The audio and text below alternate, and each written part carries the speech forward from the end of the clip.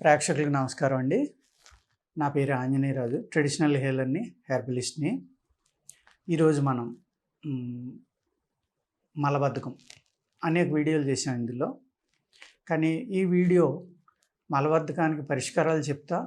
అసలు మలబద్ధకం వల్ల మనకి ఎన్ని రకాల జబ్బులొస్తాయి? మలబద్ధకం ఎంత ఇబ్బందికరమైంది? ఎంత ప్రమాదకరమైంది? దానివల్ల మనకి ఏ ఏ జబ్బులొస్తాయనేది మనం ఈ వీడియోలో ఎక్స్‌ప్లెయిన్ చేయడం జరుగుతుందండి. మీ అందరూ కూడా స్లోగా చెప్తాను నేను. జాగ్రత్తగా విని మీరు చక్కగా ఫాలో అయితే అనేక రకాలైన వ్యాధుల నుంచి మీరు బయటపడటానికి ఆస్కారం ఉంటుందన్నమాట. మలబద్ధకం అనేది చాలా చాలా ప్రమాదం అండి. దానివల్ల ఫస్ట్ థింగ్ ఒబెసిటీ వస్తుంది. పొట్ట పెరిగిపోతుంది. పూర్తిగా క్లీన్ అవ్వనాళ్ళు. అలాగే అది క్లీన్ అవ్వకుండా ఒక రోజుల తరబడి, నెలల తరబడి ఉండిపోవటం వల్ల ఒక విష పదార్థం కింద మారి విషంతోటి కూడి ఉన్న వాయువుని రిలీజ్ చేయడం జరుగుతుందండి. ఆ వాయువు రావడం వల్ల ఏమవుతుందంటే మనకి గ్యాస్ట్రిక్ ప్రాబ్లము, గుండెలో మంట, కడుపులో మంట. ఆ వాయువు బయటికెళ్ళి మార్గం లేనప్పుడు ఈ పేగు యొక్క బెండ్ ఇలా ఉంటుంది కాబట్టి మనం ఇలా మింగింది ఇలా వెళ్తుంది కాబట్టి ఈ బెండ్లోకి వచ్చి ఆగిపోయి అది ఎక్కువ ఒత్తిడి రావడం వల్ల హార్ట్ పాల్పిటేషన్ అండి, బీపీ అనేక ప్రాబ్లమ్స్ వస్తాయన్నమాట. ఈవెన్ హార్ట్ అటాక్ రావడానికి కూడా కారణం అవుతాను అనేకసార్లు. చేత మలబద్ధకం అనేది మీరు ఈజీగా తీయొద్దండి. దానివల్ల సొరయాసిస్ రావచ్చు, హార్ట్ ప్రాబ్లమ్స్ ఆల్రెడీ చెప్పాను నేను. స్కిన్ ప్రాబ్లమ్స్, అనేక రకాలైన స్కిన్ ప్రాబ్లమ్స్ సొరయాసిసే కాకుండా చాలామంది చెప్తూ ఉంటారు, ఏమని మాకు ఒళ్ళంతా దురదండి, ఎన్ని మందులు వాడినా తగ్గట్లేదండి, ఫుడ్ టెస్టులు అన్నీ చేశారండి అయినా తగ్గలేదండి. ఇటువంటి కారణాలకి ఎన్నో కారణాలకి వెనకాల ఈ మలబద్ధకం అనేది ఉంటుందన్నమాట. ఈ మలబద్ధకం వల్ల ఎన్ని జబ్బులంటే మీకు చెప్పాను ఇప్పుడు already. Gastric problem, heart problems, liver problems, kidney problems, చర్మ వ్యాధులు. అలాగే ఈ వాయువు అనేది విషవాయువు బయటికి రాలేదనుకోండి, లోపల మీ శరీరంలో నరాల్లో కలిసిందనుకోండి, మన బ్లడ్ తోటి పాటు అది ఆ విషవాయువు అనేది బ్రెయిన్కి వెళ్ళడం వల్ల బ్రెయిన్ ప్రాబ్లమ్స్ అనేకమైనవి. అలాగే ఇరిటేషను, ప్రశాంతత లేకపోవడం, మాట్లాడితే కోపం రావడం, నిద్ర లేకపోవడం, ఎన్ని రకాల కారణాలంటే మలబద్ధకం వల్ల అన్నీ మనకు వస్తాయండి.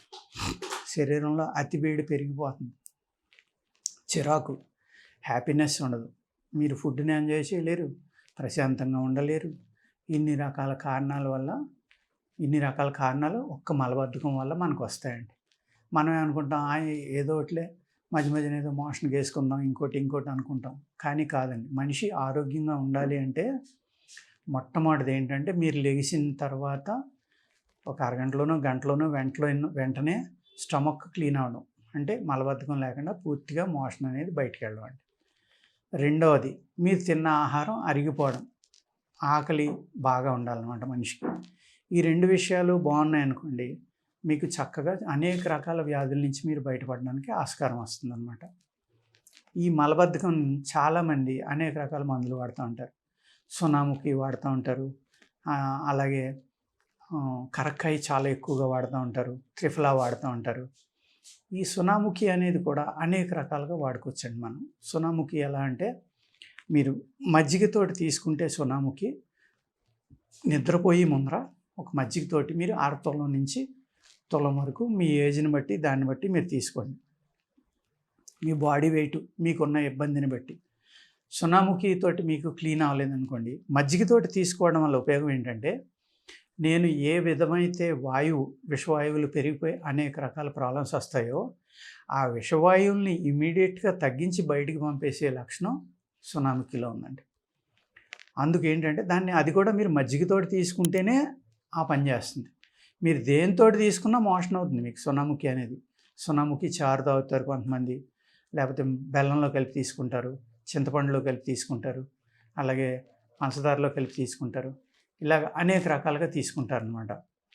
ఇన్ని రకాలుగా తీసుకున్నా కానీ నేను చెప్పిన విధంలోనే తీసుకుంటాం వల్ల ఎక్స్ట్రా బెనిఫిట్ ఏంటంటే, మీకు మంచిగా పనిచేసే ఉపయోగం ఏంటంటే, సునాముఖి తీసుకోవడం, మజ్జిగతోటి తీసుకోవడం వల్ల అది మీ శరీరంలో ఉన్న విషవాయువుల్ని మీ శరీరంలో మీ ప్రేగుల్లో పేరుకుపోయిన మలం ఏదైతే పేరుకుపోయి అది గట్టిపడిపోయి స్కేలింగ్ కింద మీ పేగులకి ఏవైతే విష పదార్థాలు అంటుకున్నాయో అన్నిటిని కూడా వదిలించగలిగే శక్తి సోనాముఖిలో ఉందండి.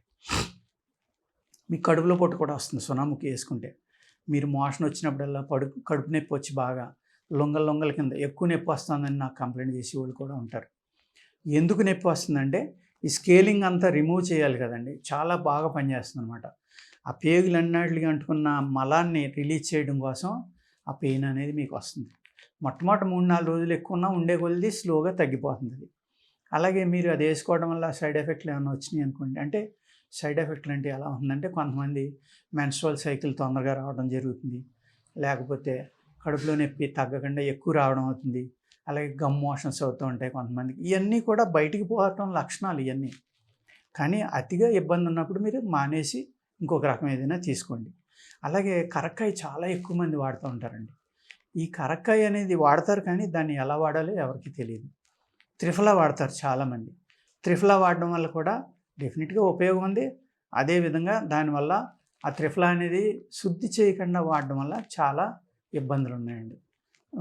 కడుపు పాడవటం, కిడ్నీ ప్రాబ్లమ్స్ రావడానికి కూడా ఈ కరక్కాయ, తాణికాయ అనేది త్రిఫలాలో ఉన్నాయి. శుద్ధి చేయకుండా వాడడం వల్ల చాలా ప్రమాదం అనమాట. మీరు కరక్కాయ ఒకటి వాడుకోవచ్చు.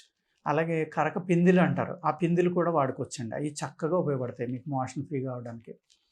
ఈ కరక్కాయని వాడుకోవడం వల్ల శాశ్వత పరిష్కారం అనేది కూడా డెఫినెట్గా దొరుకుతుంది. కానీ ఏం చేస్తారంటే మీరు సమయపాలన పాటించరు, డోసేజ్ పాటించరు, బయట ఎక్కడో కొనుక్కుంటారు. అలా వద్దండి.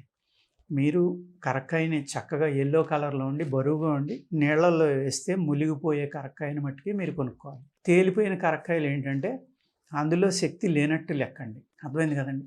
అటువంటి ఎల్లో కరక్కాయ తీసుకుని మీరు జాగ్రత్తగా బద్దలు కొట్టుకుని దాన్ని ఆ గింజ అనేది పూర్తిగా తీసేయాలండి. గింజ ఉంచకూడదు ఎట్టి పరిస్థితిలో. దానిని ఆ పెచ్చుల్ని మళ్ళీ చిన్న చిన్న ముక్కలుగా కొట్టుకుని మీరు ఇనప మూకుట్లో బ్రౌన్ కలర్ వచ్చే వరకు వేపించండి. అదే శుద్ధి చేయడం. సేమ్ అలాగే తాణికాయ కూడా చేసుకోండి. త్రిఫలాలో వాడే ఈ 2. ఉసిరికాయ శుద్ధి చేయక్కర్లేదండి. ఈ 3 సమానంగా తీసుకోవచ్చు. 1, 2, 3 తీసుకోవచ్చు. మీ బాడీకి ఏది సూటబుల్లో అది తీసుకోండి. తీసుకుని దీన్ని ఏం చేయాలంటే మీరు పడుకునేటప్పుడు మీ శరీర తత్వాన్ని బట్టి పాలతో తీసుకోవాలా, మజ్జిగతో తీసుకోవాలా, బెల్లంతో తీసుకోవాలా, ఈ విధంగా అన్నమాట. కరక్కాయ అనేదాన్ని రసాయనంగా కూడా వాడుకోవచ్చండి. ప్రతిరోజు కనుక మీరు ఈ రసాయనం అనే కరక్కాయ చూర్ణాన్ని మజ్జిగతోటి కానీ పాలతోటి కానీ శుద్ధి చేసిన కరక్కాయ చూర్ణం దానిని మీరు మజ్జిగతోటి కానీ పాలతోటి కానీ పడుకునేటప్పుడు తీసుకుంటే ఎప్పుడు తీసుకోవచ్చండి. ఏదైనా సరే అతిగా తీసుకుంటే అమృతం విషం అంటారు కాబట్టి అతి సర్వత్రా వర్జయేత్ అంటారు. అతి అనేది ఎప్పుడు ఉండకూడదు కాబట్టి మధ్య మధ్యన గ్యాప్ ఇస్తూ ఉండండి. ఒక వారమో 10 రోజులు 20 రోజులు మీ ప్రాబ్లంని బట్టి. ఇది రసాయనంగా వాడాలంటే మట్టి కనీసం 2 సంవత్సరాలైనా వాడుకోండి మీరు. వాడుకోవటం వల్ల ఏంటంటే అనేక రకాల జబ్బులు తగ్గుతాయి, కీళ్ళ నొప్పులు తగ్గుతాయి, ఎన్నో రకాల ప్రాబ్లమ్స్ ఈ కరక్కాయ వల్ల తగ్గుతాయండి. ఒక అద్భుతమైనది కరక్కాయ. అలాగే కరక పిందిలు అని ఉంటారు, జంగ్లీ హరద అంటారు వాటిని. చిన్న కరక్కాయ అనమాట. అది కూడా మీకు చక్కగా పనిచేస్తుంది.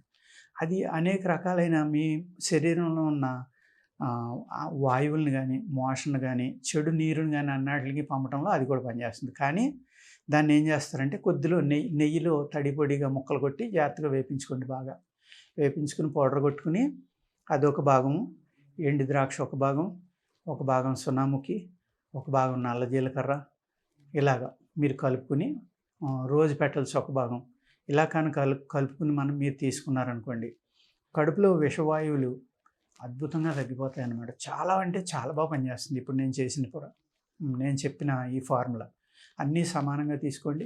నైట్ పడుకునేటప్పుడు నీళ్ళతోటి కానీ మజ్జిగతోటి కానీ తీసుకుని పడుకుంటే కనుక ఎర్లీ మార్నింగ్ లేవగానే మీకు చక్కగా విరోచనం అయ్యి శాశ్వత పరిష్కారం అని అడుగుతున్నారు.